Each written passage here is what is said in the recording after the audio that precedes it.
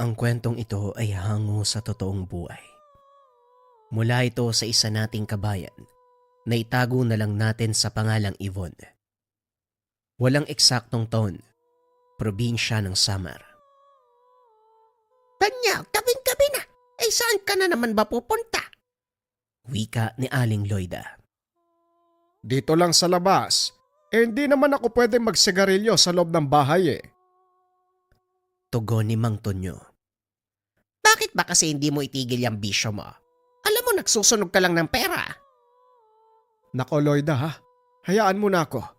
Ito na nga lang ang nagpapakalma sa isipan ko eh. Alam mo naman napakadami nating iniisip ngayon. Kahit naton niya. Ay nako, bahala ka na nga dyan. Mauna na ako matulog. Nay, tay, bakit nagbabangayan na naman kayo? Gabi na. Wika ni Yvonne. Nako anak, wala ito. Pasensya na kung nagising ka namin. Eto kasing tatay mo. Ayaw tigilan ng paninigarilya. Wala namang naitutulong na maganda sa kalusugan. Nay, noon pa naman yan, 'di ba? Hindi kayo nasanay. At ikaw naman, tay, hindi ka na bumabata. Kaya alagaan mo naman yung kalusugan mo. Pasensya ka na anak.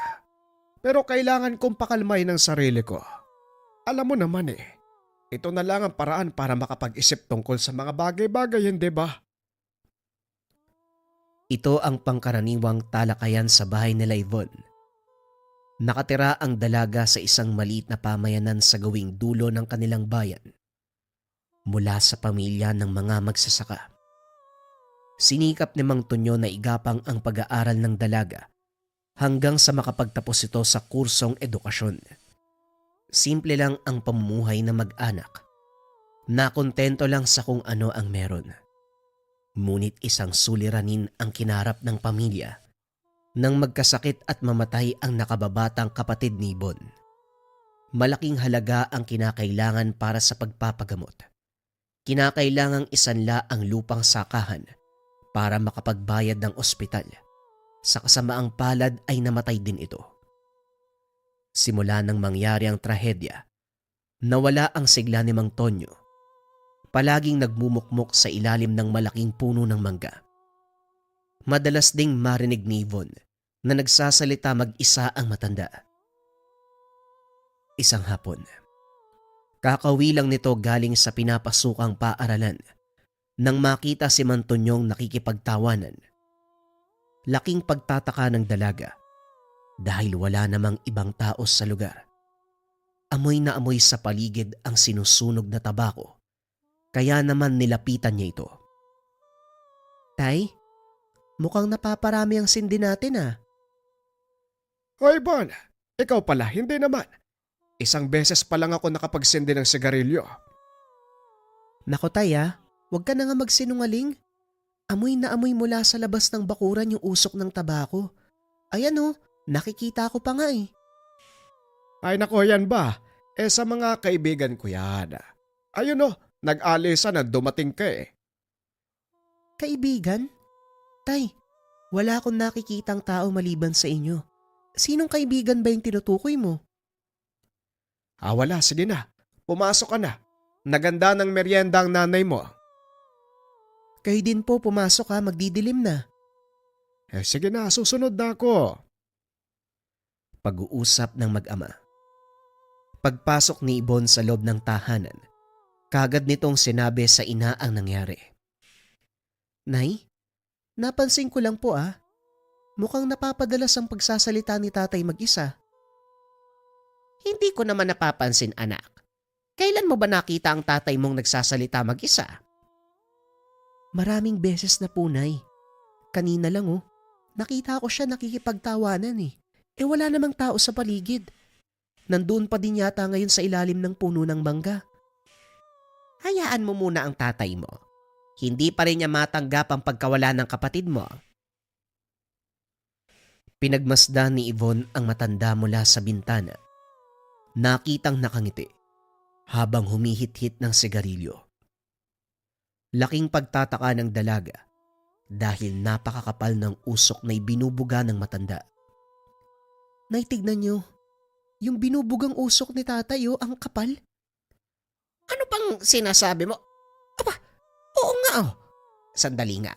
Namimihasa na tong si Tonya. Dali-daling lumabas ang ginang sa tahanan na may dalang walis. Pipigilan pa sana ni Yvonne ang ina. Ngunit napakabilis nitong tumakbo.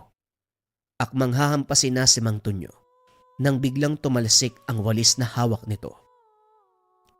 Napalingon si Mang Tonyo sa asawa na noon ay natulala. Hindi lubos maisip kung paanong tumalsik ang walis. Loida, nandito ka pala. Ano nangyari? Paanong tumalsik ang walis? Walis. Anong walis? Ayan oh. Hindi mo ba nakikita ang nagkalat na tingting? Bakit ba kasi may dala ka dito? Alam mo naman na ayaw ng mga kaibigan ko ang walis tingting. Kaibigan? Sino kaibigan? Wala naman ako nakikita. Tonyo, umayos ka. Hindi na angkop yung edad mo sa kinikilos mo. Sa tingin mo ba nagbibiro ako, Loida? Bahala kayo kung anong iisipin nyo. Wika ng matanda. Matapos ay dali-daling lumabas ng bakuran. Susundan pa sana ito ni Aling Loida, ngunit pinigilan ito ni Yvonne. Hayaan niyo na po muna si tatay, Nay. Siguradong masyado niyang dinidibdib yung pagkawala ng kapatid ko. At isa pa, hindi mo rin siya masisising magkaganyan eh. Nakasanla pa rin yung lupa natin sa bangko. Ang totoo, anak, naaawa ko sa tatay mo. Hindi naman siya dating ganyan. Hindi kaya, Nay, totoo yung sinasabi niya? Ang alin? Yung mga hindi natin nakikita. Opo. Bakit hindi natin ilapit sa albularyo o espiritista? Mukhang magsasayang lang tayo ng oras, Ibon. Pero kung yan ang gusto mo, wala namang masama. Nang hapong iyon, pinuntahan ni Aling Loida ang kakilalang manggagamot sa kanilang baryo. Saan nyo madalas makita si Tonyo na may kausap? Diyan po sa puno ng mangga, Manong Gudoy. Tumingala ang manggagamot. Sinuri ang puno. Napatingin kay Aling Loida. May malakas na presensya akong nararamdaman sa punong ito. Pero hindi naman mapanganib. Mukhang walang dalang problema ang sinasabi niyong kaibigan ni Tonyo. Eh kung ganon, totoo pong may hindi nakikitang kaibigan ng asawa ko? Oo, Loida. Pero hindi ko matukoy kung anong uri ng nilalangan na ninirahan dito. Ang maipapayo ko lang, irespeto natin ang kanilang dome o teritoryo. Sige na, Loida. Magpapaalam na ako. Sandali lang po. Paano nagkaroon ng mga hindi nakikitang kaibigan si tatay? Wala naman siyang lahing albularyo. Hindi kailangang may lahing albularyo o may kakayahan ka upang magkaroon ng mga kaibigang elemento. Sapat na ang kabutihan ng iyong kalooban para pagkatiwalaan ka ng mga nilalang na hindi nakikita. Pwede po ba silang paalisin? Pwede nating gawin yon, pero gaya ng sinabi ko, wala namang dalang panganib ang mga nilalang sa inyo, kaya wala akong nakikitang dahilan para palayasin sila. Palayasin? Sinong papalayasin nyo? Mang Gudoy, ano ginagawa mo dito? Nagulat si Aling Loida nang biglang dumating si Mang Tonyo. Ay Tonyo, mabuti naman at umuwi ka na. Pinatawag ko si Mang Gudoy para siguraduhin kung totoo ang hinala namin. O ngayon naniniwala na kayo? Hindi ako nasisiraan ng ulo, Loida. Nariyan ang mga kaibigan ko sa puno. Tirahan nila ang lugar na ito at wala kayong karapatan na palayasin sila sa sariling tahanan. Yan din ang sinabi ko sa asawa mo, Tonyo. Wala akong nakikitang dahilan para palayasin ang mga nilalang na nakatira sa punong yan. Subukan nyo lang silang galawin. Ako ang makakalaban nyo. Nagulat si Aling Loida sa naging asal ni Mang Tonyo. Noon niya lang nakitang gano'n ang asawa. Kumalma ka, Tonyo. Walang gagalaw sa mga kaibigan mo. Halika na.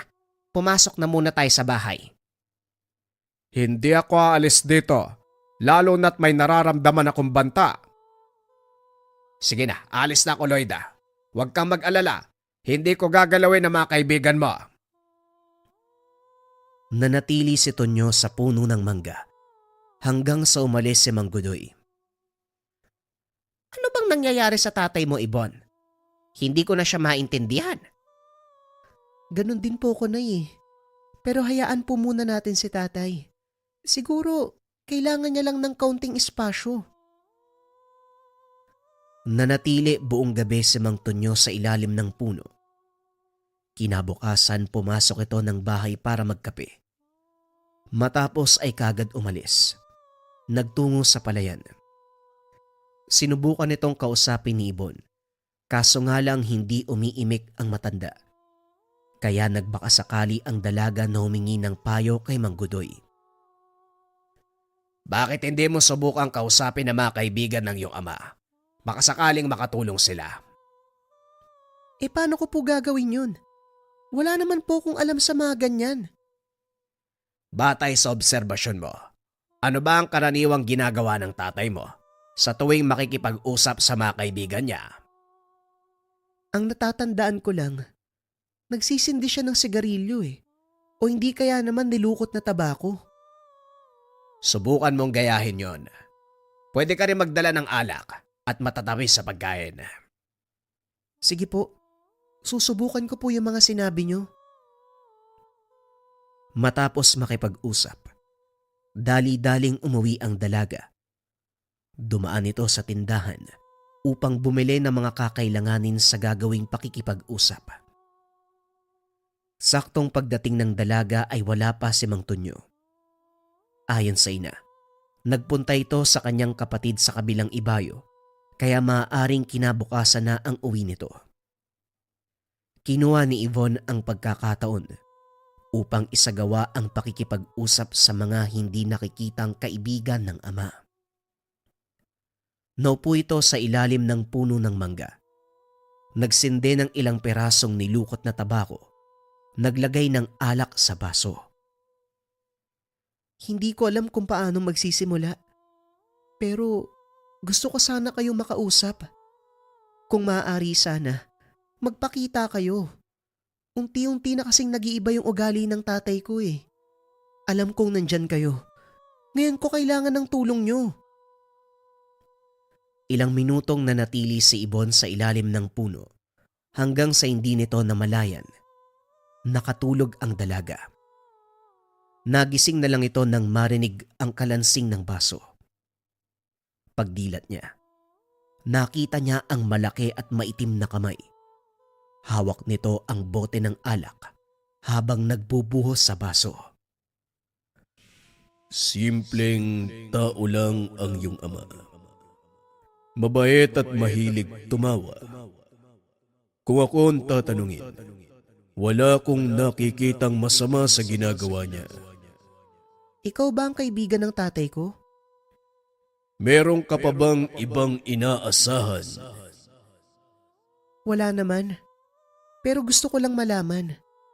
Paano ba kayo naging magkaibigan ng tatay ko? Humithit ng tabako ang kapre at nagbuga ng usok paitaas. Nakaramdam ng takot si Ibon. Ngunit mas nangibabaw ang kagustuhan na malaman ang lahat ng tungkol sa ama. Nasabi ko na, mabuting tao ang iyong ama. Hindi mahirap pakisamahan. Kaya mabilis niyang nakuha ang tiwala naming mga kapre. Totoo ang sinabi mo. Mabait nga ang tatay ko Inakala namin dati na nasisiraan na siya ng bait. Dahil nagsasalita, tumatawa ng mag-isa. Teka, nasan ako? Nandito ka sa loob ng tahanan ko. Hindi ako pwedeng magpakita sa iyo sa mundo ng mga tao dahil maaaring matunugan ng ibang elemento at mapahamak kung sino mang malapit na tao. Anong layunin ni tatay? Bakit siya nakipagkaibigan sa inyo? Kailangan ba ng layunin o dahilan? Kaming mga elemento, may malakas na pakiramdam. Alam namin kung totoo ang nararamdaman ng isang tao at wala kong nakikita na pagkukunwari sa iyong ama. Nang mga panong iyon, nasa kalagitnaan ng pagdadalamhati ang iyong ama. Yun yung pagkamatay ng kapatid ko eh. Ibig sabihin, naging kaibigan niyo si tatay? Nang mamatay yung kapatid ko? Tama ka. Kinakailangan niya ng karamay at hindi siya maunawaan ng mga taong nasa paligid.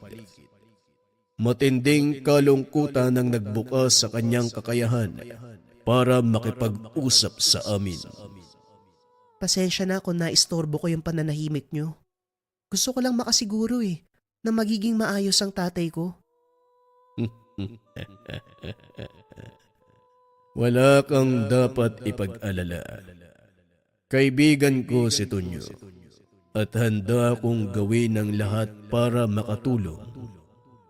Bukas makalawa, hukayin mo ang bahaging pinagtapunan ko ng alak. Matapos magsalita, nawala ang kapre kasabay ng paglaho ng usok ng tabako. Nagising ang dalaga, nakita ang natapong bote ng alak.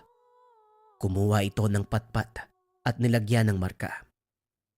Dali-daling pumasok ang dalaga, ngunit hindi nito sinabi sa ina ang nangyari. Pero sa kaloob-looban ni Ibon, alam niyang nasa mabuting kamay si Mang Tonyo. Kinabukasan, maagang nagising si Yvonne upang sundin ang sinabi ng kapre. Hinanap ng dalaga ang pala at dali-daling nagtungo sa puno ng mangga upang hukayin ang bahagi ng lupa na tinapunan ng alak. Nagtaka si Aling Loida kung ano ang ginagawa ng dalaga kaya pinunta niya ito.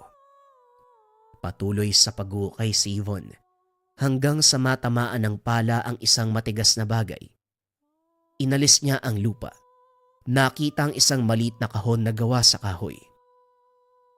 Nagtago si Aling Loida sa likod ng puno at patuloy na inoobserbahan ang ginagawa ng anak. Nanlaki ang mga mata nang makita kung ano ang hawak ni Yvonne. Maging ang dalaga ay hindi makapaniwala ng buksan ng kahon. Punong-puno ito ng maliliit na butil ng ginto.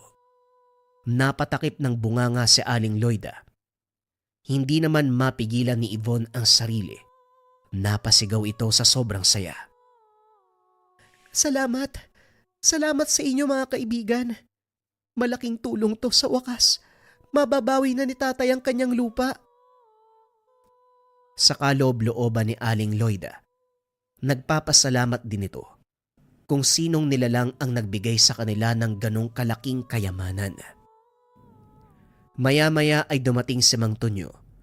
Nakita nitong nakaluhod ang dalaga sa ilalim ng puno ng mangga. Punong-puno ng lupa ang damit, habang yakap ang maliit na kahon na nakuha sa hukay. Ibon anak, anong ginagawa mo dyan? At saka bakit ka naghukay sa paanan ng puno? Alam ko na po kung sinong kaibigan nyo, tay. Eto, tanggapin nyo. Regalo nila. Sa wakas, mababawi mo na ang lupa sa bangko. Ano bang sinasabi mo? Mahabaging langit. Saan ang galing ang mga gintong ito? Ipinagkaloob ng mga kaibigan nyo, tay. Nakipag-usap ako sa kanila eh. Pinaliwanag ng kapre ang lahat. Ngayon naiintindihan ko na mabuting engkanto mga kaibigan mo. Gaya ng sinabi ko sa inyo, hindi ako makikipagkaibigan sa kanila kung alam kong hindi sila mabuti. Salamat mga kaibigan. Malaking tulong ang binigay niyo. Inalalayan ni Mang Tonyo ang anak. Pumasok ang mga ito sa tahanan. Kaso nga lang, hindi alam ng mag-anak, may nakakita sa kanilang ginawa. Si Mang Dario. Kampante ang mag-anak na walang nakaalam sa mga nangyari. Ngunit lingid sa kaalaman na binabalak na ng matanda na pasukin ang kanilang tahanan upang nakawin ang nakuhang kayamanan mula sa mga kapre. Maimbing na natutulog ang mag-anak. Marahang naglakad si Mang Dario papasok ng bakuran. Hindi pa man ito nakakalampas sa puno ng mangga. Biglang kumapal ang usok sa paligid. Hindi na nakahinga ang matanda. Naubo, dahilan para maramdaman ni Mang Tonyo. Dali-daling bumangon ng matanda at nakitang nakalambitin ang kapitbahay sa sanga ng puno. Dario! Mabaging langit! Anong nangyari? Bakit nandyan ka? Sinubukan ng matandang to na looban kayo at kunin ang gintong binigay ko. Kaya pinigilan ko siya. Huwag kang mag-alala. Hindi ko papatayin ang tampalasan. Paano niyang nalaman ang tungkol sa ginto? Marahil nakita niya nang kunin mo ito. Huwag kang mag-alala. Pagsikat ng araw, wala na siyang maaalala. Sa ngayon, itago niyo sa ligtas na lugar ang kahon at siguraduhin walang makakalam ng tungkol dito. Pag-uusap ng tatlo. Nagtaka si Aling Loida kung sino ang kausap ng mag-ama. Narinig niyang magsalita si Yvonne, ngunit hindi nito makita kung sino ang kausap. Sino ba ang kausap niya? Anong nangyari kay Daria? Bakit nakasabit sa mangga? Huwag mo nang alalahanin ang tungkol dyan, Loida. Ang mahalaga, ligtas tayo. Hindi na ituloy ni Dario ang plano niya na kunin ang ginto na bigay ng mga kaibigan. Noon pa man may ugali ng magnanakaw yan si Dario. Ngayon, paano niyong ipapaliwanag ang nangyari sa taong yan? Hindi patay si Dario. Nawalan lang ng malay. Bukas wala na yung maaalala. Kinabukasan, nagising si Mang Dario, nakasandal sa puno ng mangga. Nakaupo ang matanda sa tabi nito. Aray ko, asyagit ang ulo ko.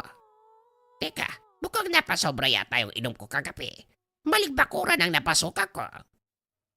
Mukha nga. Sa susunod kapag nalasing ka, huwag mo nang piliting umuwi. Hala, tumayo ka. Ihahatid kita sa inyo. Matapos ang kaganapang iyon, minabuti ng mag-anak na ipagbili ang mga ginto. Ideposito ang pera sa bangko. Binawi din ni Mang Tonyo ang lupa mula sa pagkakasanla. Pinagawa din ng matanda ang kanilang tahanan. Nakabili ng mga gamit sa pagsasaka, gamit ang kinitang pera mula sa binigay ng mga kapre. Bagay na labis na ipinagtaka ng mga kapitbahay. Biglang nagbago ang buhay ng mag-anak.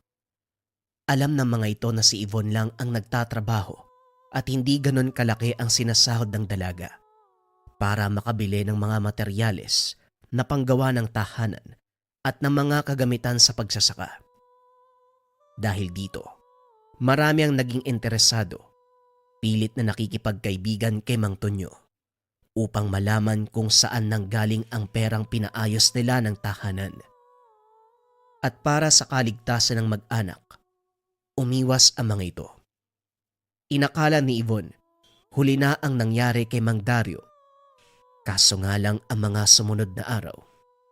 Habang naglalakad pa uwi, hinarang siya ng mga kalalakihang nakasuot ng maskara. Binalot ng itim na tela ang ulo ni Yvonne at dinala kung saan. Siguradong magsisisi kayo sa ginawa niyo. Tumahimik ka. Hindi ako makapagsulat ng maayos. Kailangan detalyado ang lahat ng sasabihin ko sa mga magulang mo. Pag nagkataon, malaking perang makukuha namin ng mga kasama ko. Nagsasayang lang kayo ng lakas. Kung ako sa inyo, pakawalan niyo na ako bago pa mauli ang lahat. Bakit? Anong gagawin mo? Hindi ako, kung hindi ang mga kaibigan ko. Kaibigan.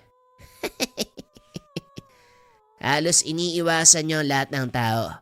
Sinong tinutukoy mo? Hindi naman tao ang sinasabi kong kaibigan. Matapos magsalita ng dalaga, biglang tumilapon ang lalaki. Tumama sa pader.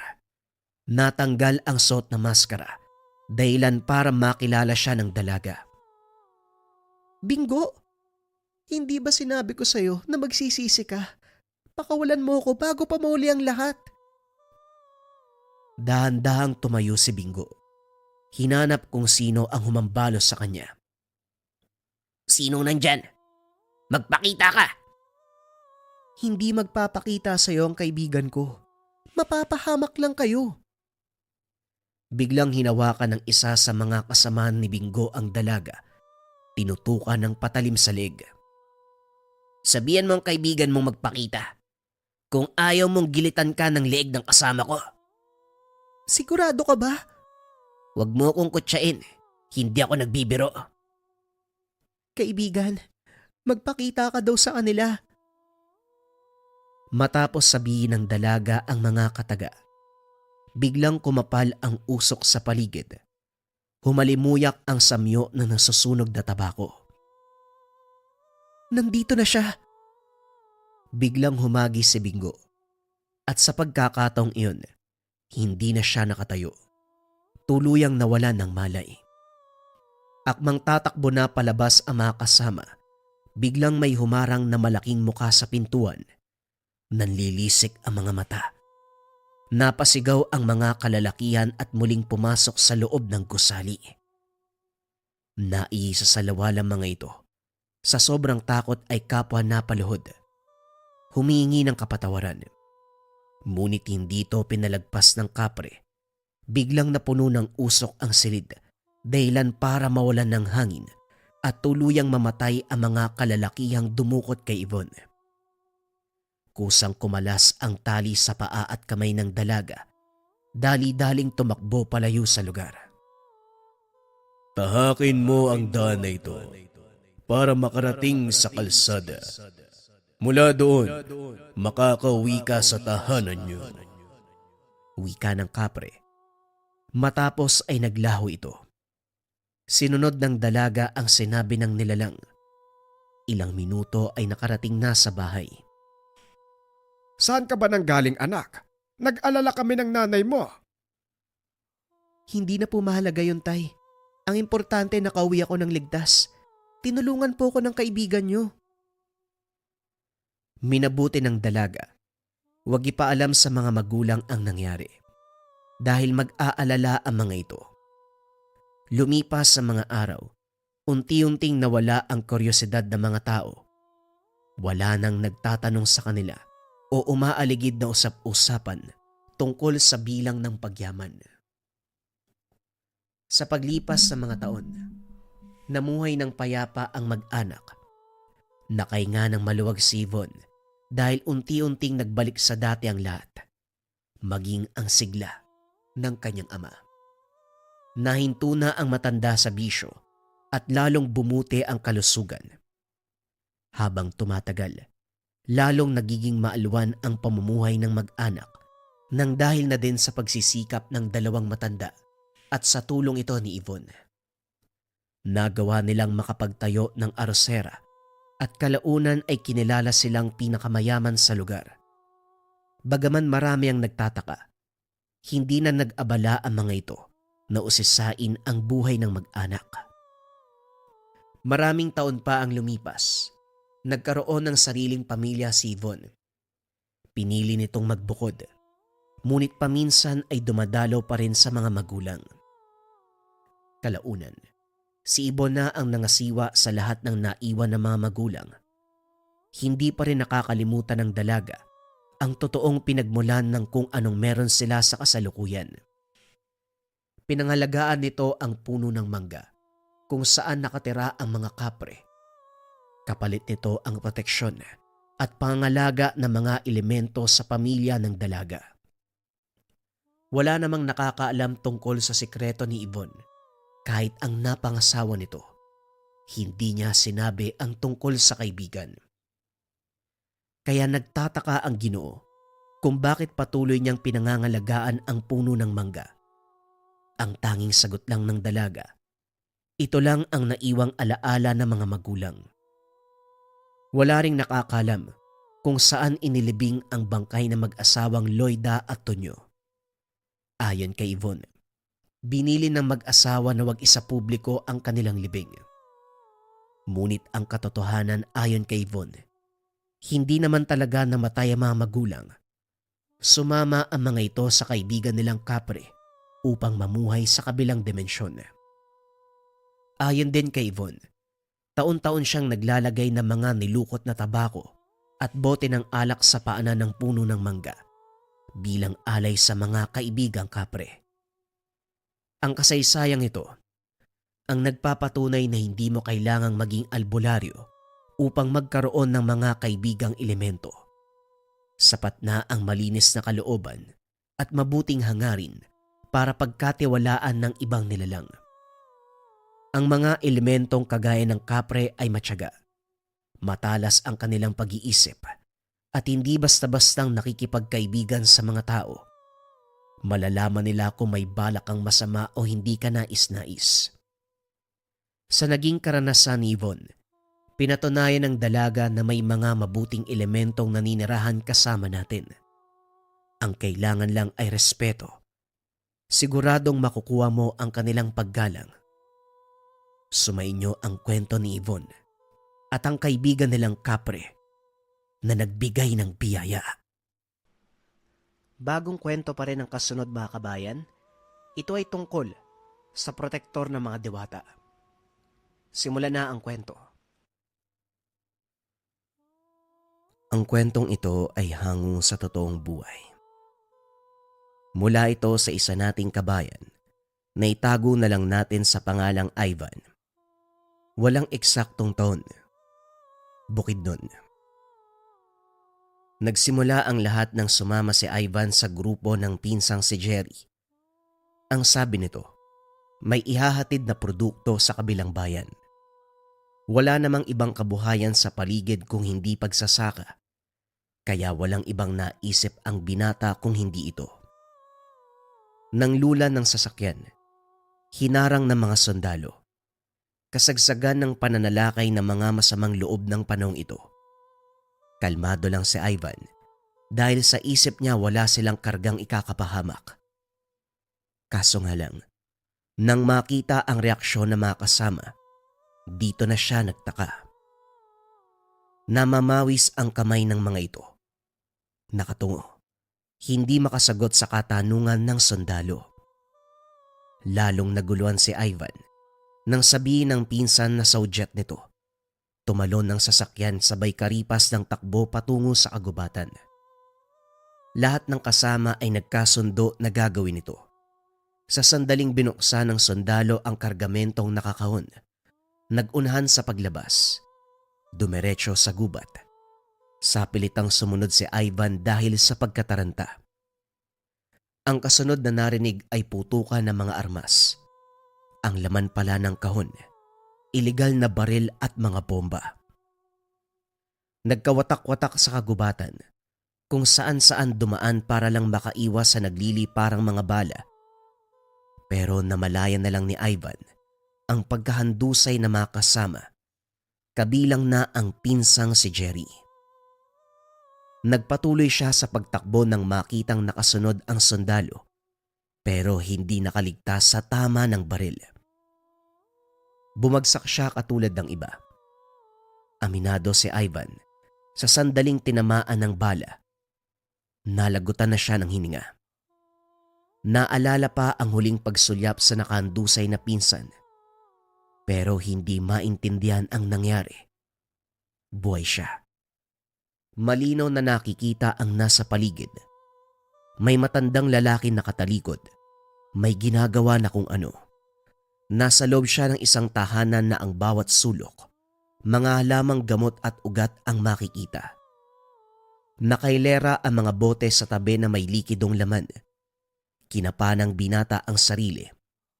Nakiramdam. Ganun na lang ang pagtataka dahil buhay na buhay siya. Sinubukan niyang bumangon pero pinigilan ng matanda. Huwag kang malikot, bata. Konting galaw pa pwede kang mabinat. Hindi pa lubusang magaling ang tinamong sugat sa engkwentro kaya magpahinga ka muna. Makakagalaw ka rin. Hintayin mo lang na gumaling ka. Ako nga pala si Mang Gildo.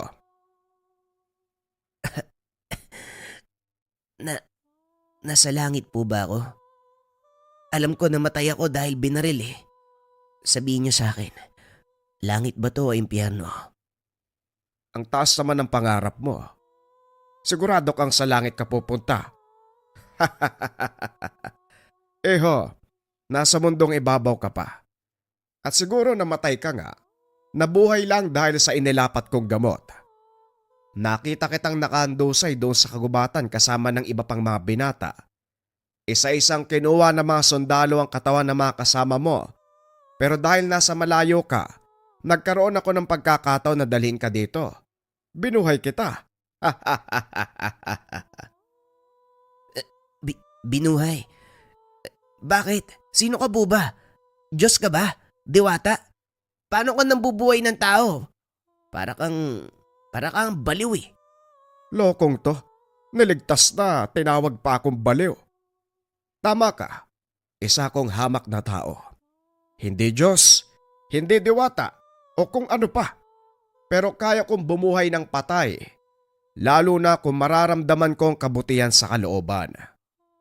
Maswerte ka, dahil naging aktibo ang tangan ko nung makita kita. Sandali, dito ka lang ha. Titignan ko muna sa kusina ang nilulutong agahan. Sa kabila ng pag-uusap, hindi pa rin naintindihan ni Ivan ang nangyayari. Imposible sa kanya ang sinabi ni Mang Gildo. Sa paniniwala ng binata, walang sino mang tao ang kayang bumuhay ng namatay na. Pero sa sitwasyon ngayon, nagtatalo ang isipan. Kasabay nito ang pag-aalala para sa pinsan at iba pang kasama. Walang senyales ng mga ito sa tahanang kinalalagyan. Nang makayanang bumangon, nagmamadaling lumabas pero natigilan nang makita ang makapal na kagubatan. Naguguluhan na rin dahil kung gaano kalawak ang kagubatan sa harapan, ganon din kalawak ang kapatagan sa likuran.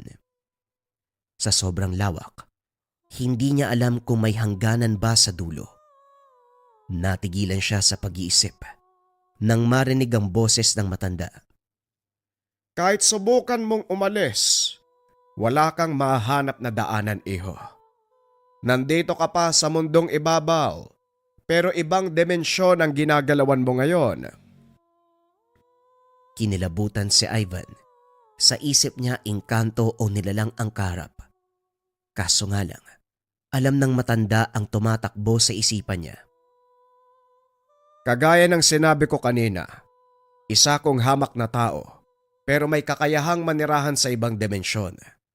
At ito ngayon, nasa mundo ng mga diwata. Huwag kang matakot. Tapat ko silang kaibigan. Tumingin muli si Ivan sa paligid. Mula sa taas na naglalaki ang puno, makikita ang nakatayong mga diwata. Kawangis at kahubog ang isang taong babae. Ang kaibahan nga lang ay walang kanal sa pagitan ng ilong. Kulay berde ang mga mata. May katulisan sa dulo ang mga tenga. Mahaba ang buhok na ang dulo'y dumuktong sa nakakabit na baging. Mahaba ang mga kasuotan. Mahaba din ang mga daliri. Ang tabas ng bibig ay aabot sa magkabilang tenga. Matutulis ang mga ngipin. Kahit nasa kalayuan ang mga ito, mararamdaman pa rin ang matinding presensya. Pero hindi natakot ang binata sa kabila ng kaalaman na nilalang ang karap.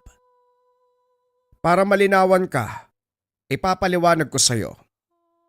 Nagsimula siya bilang ordinaryong manggagamot. Pero dahil sa alitang namuo sa pagitan ng kapwa manggagamot, pinagkaisahan siyang hamakin, siniraan, hanggang sa wala nang nagtiwala. Humantong sa punto na may dumating sa tahanan para humingi ng tulong. Walang pagdadalawang isip na inaruga ng matanda ang lumapit na babae. Lingid sa kaalaman na isa itong diwata, sa kabutihang ipinakita. Biniyayaan ng karagdagang kakayahan sa panggagamot at walang kapaguran. Naging kaalyansa ang diwata. Inalok siya nito na manirahan sa lugar kung saan walang hahamak, walang maninira. Purong katahimikan at kaginhawaan lamang. Walang pagdadalawang isip na tinanggap ng matanda ang alok. ito siya ngayon sa mundo ng mga diwata. Isa sa mga kakayahan ang tumawid sa magkabilang dimensyon. Pagkatapos marinig ang kwento, hindi makaimik si Ivan. Hindi malaman kung maniniwala o hindi. Siya ang tipo ng tao na kapag hindi nakita, hindi maniniwala. Sa loob niya, posibleng isang panaginip lamang ang lahat. Kaso nga lang, kumontra ang kabilang bahagi ng isipan nang maalala ang sandali ng kamatayan. Kahit ilang ulit nang sinabi ni Mang Gildo na nabuhay siyang muli, imposible pa rin para sa kanya. Ang daming tumatakbo sa isip mo, bata. Huwag kang mag-alala. Hindi ko naman hinahangad na maniwala ka sa akin kagad. Mahabang panahon pa ang pagsasamahan natin. Dito ka muna, kaya dahan-dahan ka lang. Maiintindihan mo rin ang lahat ng mga kaganapan. Matalino kang bata, kaya imposibleng wala kang mauunawaan paglipas sa mga araw. Doon muna tayo sa loob ng tahanan. Malapit nang magdilim, magdahan-dahan ka ha. Makaraan ang ilang sandali. Lalong naguluhan si Ivan. Sinabi ni Mang Gildo na gabi na, pero masyado pang maliwanag ang paligid. Wala siyang napansin na senyales ng kadiliman, maliban na lamang kung susuot sa kagubatan. Ang kasalukuyang damdamin ay napalitan ng pagkamangha nang makita sa kalangitan ang 7 naglalakiang buwan. Maayos itong nakailera. Nakakaakit sa paningin ang taglay na liwanag. Kabilang narito ang mga insekto ngayon palang nakita. Maraming mga nilalang na hindi matatagpuan sa mundo ng mga tao. Dahil dito, unti-unting napaniwala si Ivan na nasa ibang dimensyon siya.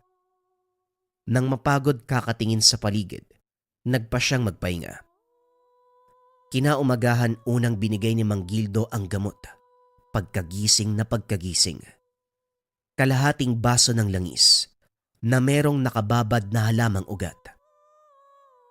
Makakatulong yan para gumaling ang sugat mo. Mamaya, ipapasyal kita sa lugar para hindi ka maging ignorante. Hindi na po kailangan, Manong. Iwi niyo po ako sa amin. Sigurado nag-aalala ang pamilya ko. Pamilya, wala ka naman yan, hindi ba? Kinupkup ka lang ng pinsan mong si Jerry na ngayon ay patay na. Dito ka muna sa bahay ko. Hindi kita lilimitahan, kaya magagawa mo ang anumang nais. Teka sandali nga. Bakit ang dami mong nalalaman sa akin? Kahit yung pinsan ko kilala mo. Nasaan na ba yun? Patay na? Hindi pwede yun. Marami pa akong alam sa buhay mo. Pero si Jerry, kagaya ng sinabi ko, patay na siya. Kung nabawi ko lang ang katawan niya katulad ng sayo, posibleng parehong buhay pa. Kaso naunahan ako ng mga sundalo eh. Ikaw lang ang nakuha ko at malamang yon ang tadhana. Nalugmok sa sulok ang binata. Nasaktan sa pagkawala ng pinsan.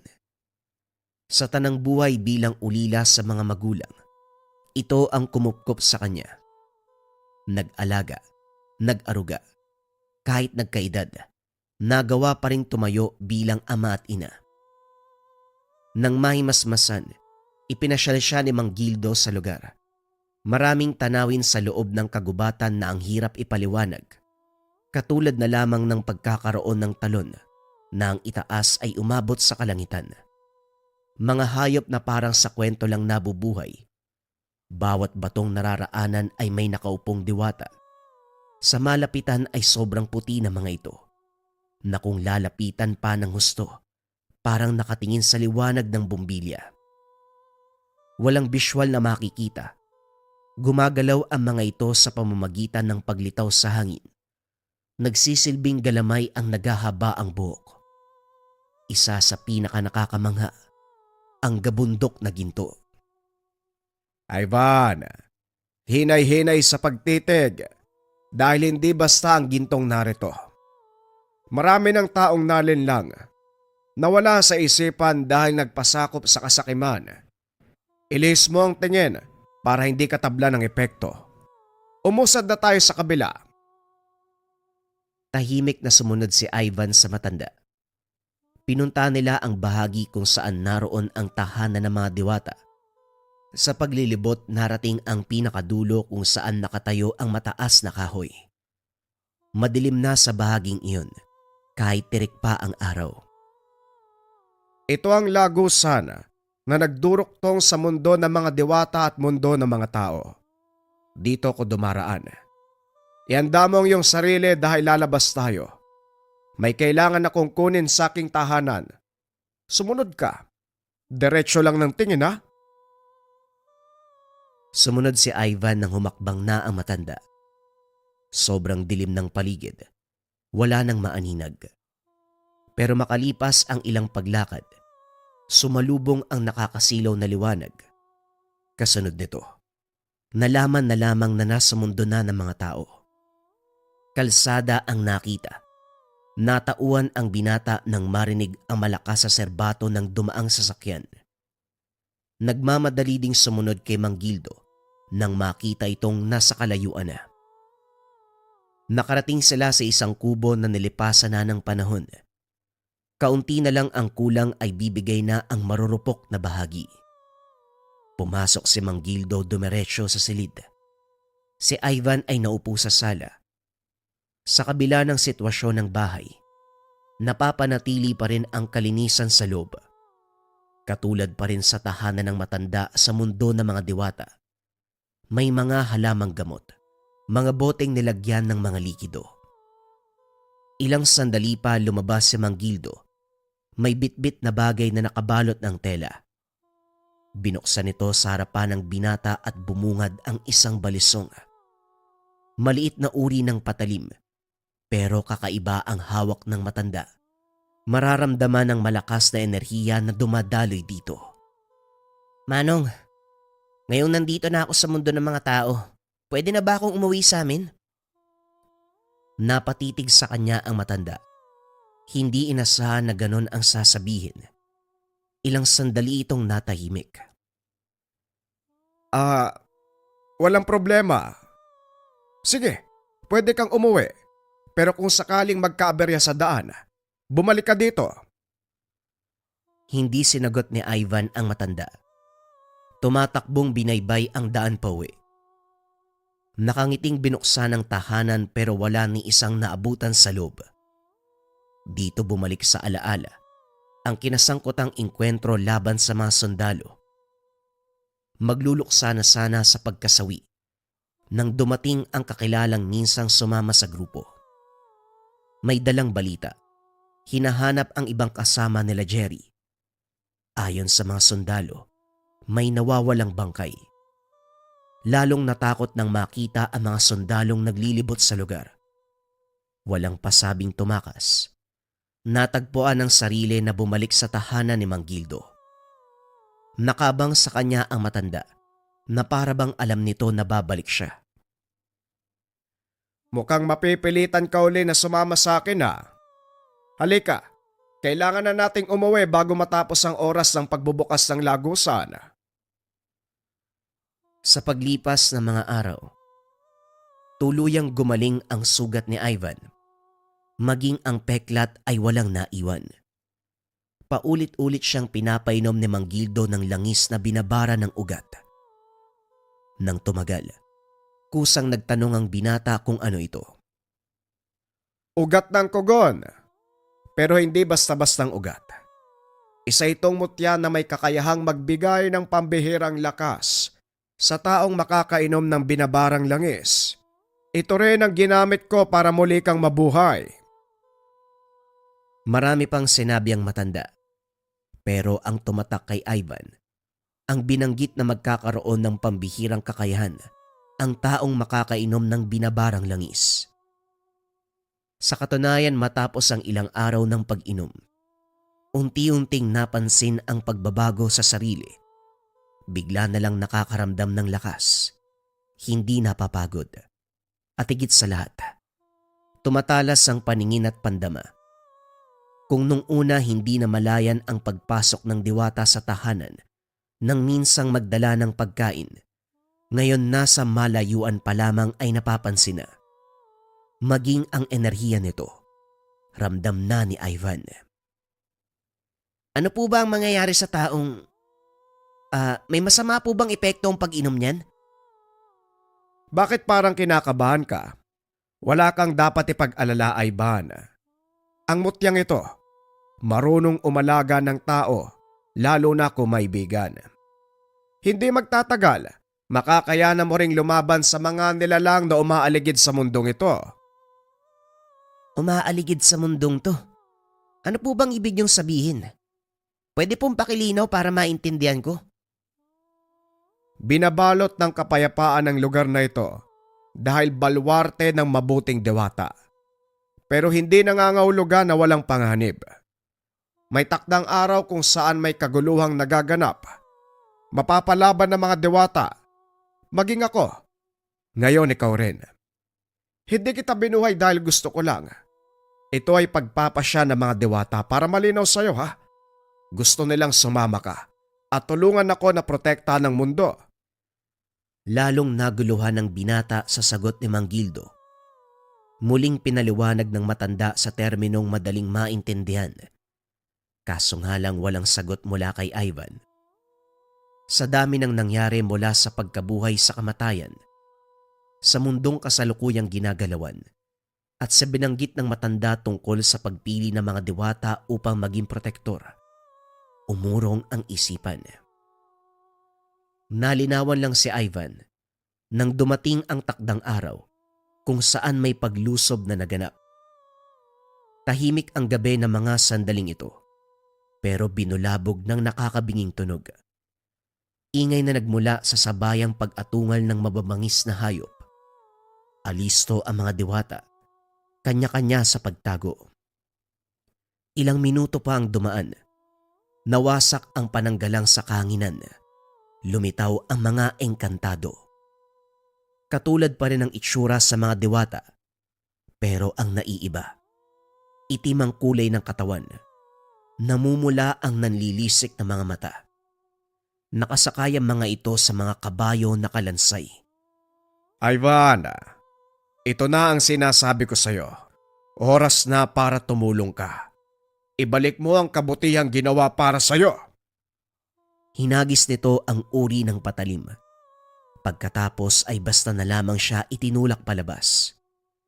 Walang nagawa ang binata kung hindi harapin ang mga nilalang na paparating. Minumura sa isipan si Mang Gildo sa ginawa nito, pero naging tutok sa pakikipaglaban.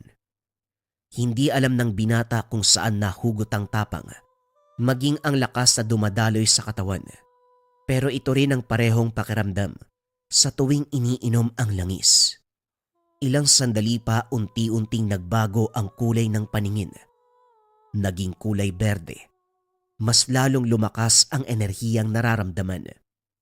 Lahat ng madaanang nilalang, kaagad namamatay. Nang makita ito ng ibang nilalang, nabaling sa binata ang pansin ng lahat. Sa kabila nito, hinarap sila ni Ivan. Sa paglipas ng mga sandali, unti-unting nalagas ang hanay ng mga nilalang. Ang lupa ay natabunan ng nakahandusay na katawan ng mga ito. Hindi nagtagal. Muling namayapa ang paligid, hudyat ng pagkaubos ng mga nilalang. Dahan-dahang bumalik ang kamalayan, maging ang paningin ni Ivan ay bumalik sa normal. Dumagungdong ang sigawan ng mga diwata dahil sa ginawang kabayanihan. Kitang-kita ko ang aking sarili noong kabataan ko sa'yo. Tamang tao ang pinili ng mga diwata, kagaya ng ginawa nila sa akin. Matapang ka. Nasasabayan mo ang pwersa diyan sa kalooban mo. Hindi ko lubos akalain na sa maiksing panahon, kakapit sa iyo ang lakas. Kakapit sa iyo ang bisa ng mutya at langis. Nang mga sumunod na sandali, ang mga diwata ang kumilos para ligpitin ang mga bangkay. Sa kabila ng matagumpay na laban, nakatulala sa sulok si Ivan. Hindi pa lubos maunawaan ang mga nangyari. Naintindihan niya ang parteng binuhay siya ng diwata at ni Mang Gildo upang gampanan ang pagiging protektor. Pero ang tanong, bakit siya ang nakatadhana? Lumapit ang matanda nang mabasa ang isipan. Dahil mas lamang ang kabutihan sa puso mo, iho. Sa isip, sa puso, maging sa espiritual na aspeto. Mahusay pumili ang mga diwata, kaya nung sinabi nilang sunduin kita sa kagubatan, walang pagdadalawang isip akong pumunta. Binuhay kita ng naaayon sa kanilang basbas at mutya ng kugon. Ngayon taglay mo na rin ang pambihirang kakayahan na kayang talunin ng kasamaan ng mga inkantado. Ganap ka ng protektor, Ivan. Walang ibang hiling ang mga diwata kung hindi protektahan mo sila sa oras ng paglusob ng mga kalaban.